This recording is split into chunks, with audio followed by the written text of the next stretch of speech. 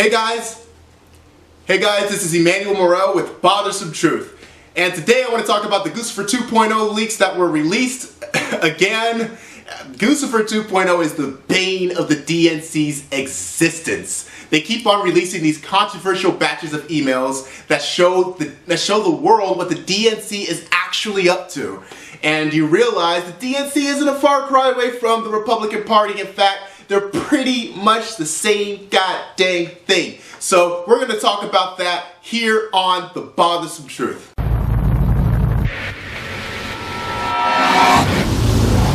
Alright, so I just want to talk the political parties. They're not here to serve you. They're here to serve their donors and the financial elite. No one else. The Guccifer emails prove that they're showing us on a multitude of occasions. The DNC has colluded with multinational corporations and private interests in order to ensure that the elections are rigged in their favor. They rigged the elections for the sake of these multinational corporations. They rigged the election against Bernie Sanders. We proved that with the DNC leaks. We know that they're responsible for voter purges. We know that they are responsible for shutting down polling booths and locations. This is so important that people understand we have a runaway democracy. And I don't really think that people are grasping the gravity of what's going on. But hopefully by the veins popping out of my neck, you're starting to get it. I read ad nauseum. Your political figures are not elected, they are selected by multinational corporations and major contributors respective to whatever the political parties are in order to pass policies absent of your opinion. They don't care about your opinion. They don't give a shit. The Princeton study actually concluded the U.S. no longer is a democracy but an oligarchy, and they pass policies irrespective of whatever your decisions are. They could have an 85% polling that states that the American people want a particular set of legislations, and guess what? They're going to vote against those policies. But if a particular set of policies only benefits 15% of the population, guess what they're going to do? They're going to pass those policies. So we know that these guys are in cahoots with each other. But it wasn't until the Guccifer 2.0 leaks that we were able to actually pinpoint exactly who is bought and what for and by who. So I got an email here from Jackie, who's a really nice gal, by the way. She's really great at organizing. She wants to gather everyone together so they can talk about how they're going to benefit their benefactors, how they're going to benefit the people who made donations to their campaigns. So let's go take a look at it. Hey y'all, can we set up a time for a very brief call to go over our process for handling donations from donors who have given us pay-to-play letters? I wonder what that means. Want to make sure we have a robust process in place to make sure that donations come in from these donors in any form get put into the operating account. Let me know when would be a good time for you all. Thanks, Jackie. She should have put a sincerely on there. I think even if she put like a love on there, I think that'll be professional. It's so nice of Jackie. Jackie's a really nice gal. And of course, Bradley Marshall, who she's sending the email to, that guy is the CFO to the DNC.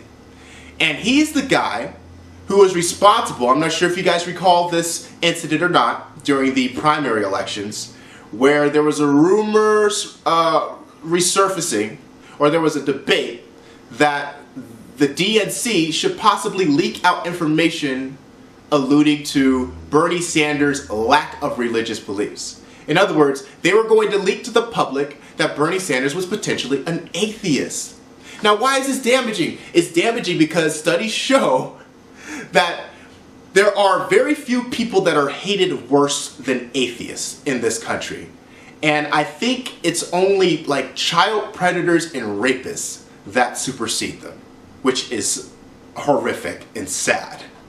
But it's essentially a time bomb for your campaign if people find out that you're an atheist in this country where 51% of people identify as Christian, right? So you basically can't run. It nukes your campaign. And this is what the CFO of the DNC was debating whether or not they should leak. It's not like they're, colluding with the Hillary Clinton campaign. I mean, it's not like that would be a violation of ethics. I think some people would think that. So, I want to talk about Who are some of these donors that Jackie is referring to, you might ask? And who is she talking about? There's something I want to show you guys, okay? I'm going to show you guys. This is a list collated since 2008 of major donors to the Democratic Party. This came out with the Guccifer leaks, okay? And these people were either lobbyists in their own in their former lives before they became appointed to positions within government after giving millions of dollars, or they're now venture capitalists. Okay? Understand that. They were either lobbyists, venture capitalists themselves, or worked in the respective fields in the private market, and then donated millions of dollars to the DNC, and then were appointed to government positions where they now are either retired from those positions and are working in the respective field as lobbyists again or investors. So much corruption. So let me give you a look at this guy. You got one guy. This guy is a bundler or fundraiser of $3.5 million. His name is Matthew Barzin. If I butcher the names, I'm so sorry. I'm really not good with names sometimes. In return for $3.5 million, they made him ambassador to the United Kingdom, the UK. He was also one of the major players responsible for pushing the TTIP forward, making the case to the UK. So he's one of the guys who was one of the major organizers for the TTIP. I want you to take a look at this guy, Julius Genachowski. Anyway, his story is a little more interesting. He donated about the same, $3.5 million, give or take, it's not a pissing contest, and became the chairman of the FCC. So what makes that interesting, pray tell? I'll tell you, let's find out. So after he became chairman of the FCC and aggressively expanded mobile access and telecommunications overall, guess what he went to do after he left in 2013? He joined the Carlyle Group and became the managing director, let's look at it, the managing director in the US buyout team of the global technology, media, and telecom, including internet and mobile. Alright, so let's think about this, alright? So he bought his way into office by giving them millions upon millions of dollars to the DNC. And then after he worked in office in order to expand the infrastructure for mobile access and telecommunications, he left office and then went to work for the Carlyle Group, who are basically an asset management group. They're investors, venture capitalists. And guess what? He manages those technologies. He manages the investments for those technologies. So he paid $3.5 million to get the position. Do you think that he got a payoff? Do you think that it all worked out for him in the end? You damn straight it did. If he's benefiting from that position, that is potentially tens of millions of dollars in profit for the initial investment of $3.5 mil. This is pay to play, friends. This is what pay to play looks like. So we told you that the DNC and Hillary Clinton are engaging in pay to play politics. Katzenberg, he's the CEO of DreamWorks. And this is why this is important. Now, he donated just a little bit less. He only donated $3.1 million. But why is he important? He's important because he's the CEO of DreamWorks.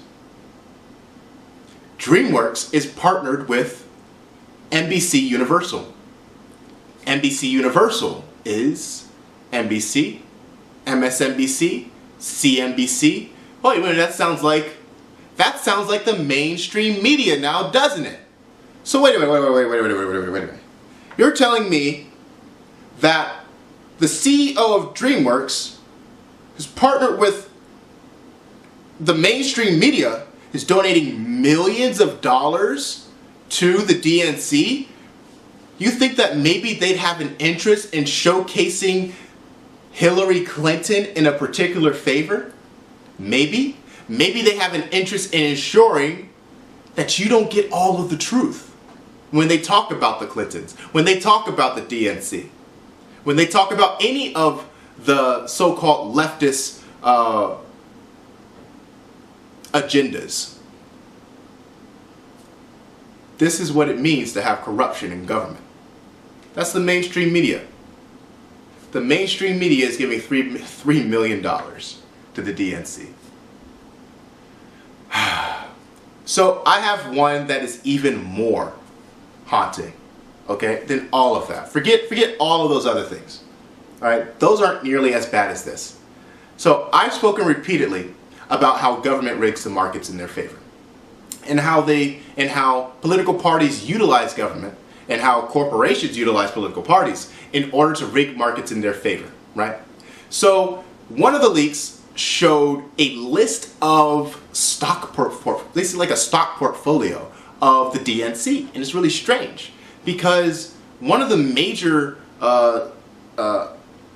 earnings investments that they make in Q3 in 2011, strangely, is in weapons manufacturers, Smith & Wesson specifically. Now, why would they do that? Why would people who are supposedly against unregulated guns or gun proliferation be investing in the earnings sheets of gun manufacturers? Why would they do that? Unless, wait a minute, unless they're not actually coming after people's guns. Unless they're just trying to scare people into thinking they're coming after their guns so that gun sales increase so that they earn more from the profits because they are investors. Wow. I think I even said something like this before. It's a charade, guys. No one's coming after your guns. The DNC doesn't give a shit about gun control, gun regulation. It's all a sham. They're investors in the 2011 earnings. These are some things that happened in 2011. You had the Arizona Tucson shooting with Gabby Giffords, right? And that's the lady who got shot in the head. Bless her soul. Then you also had, guess what? The Virginia Tech shooting. Later on the following year, you had the Sandy Hook shooting. Just a year later, okay? If I were a major investor in a weapons manufacturer, one of the biggest weapons manufacturers, wouldn't you have an incentive in making sure that people buy guns? Make sure that people buy those weapons, right? And so wouldn't it be within your interest to make sure that they have a sense of urgency so they buy, that they keep on buying? Don't pay attention to the statistics. Don't pay attention to the realities. Just buy. That's why friends who are actually proponents of gun regulation, you'll never actually get it. That's why when I said before in one of our videos about the Orlando shooting, I'm wary about commenting about these issues. Because I feel like we're being distracted. Because they're not serious about gun regulation. They never have and they never will be. It's all intended to affect the stock market. And there you go, you got it. It's right there.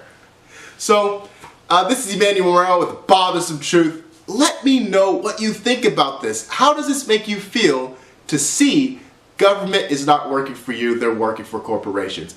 How does it make you feel to see that the politicians you admire, and a lot of this stuff happened under Obama, so he is not safe from this scandal at all.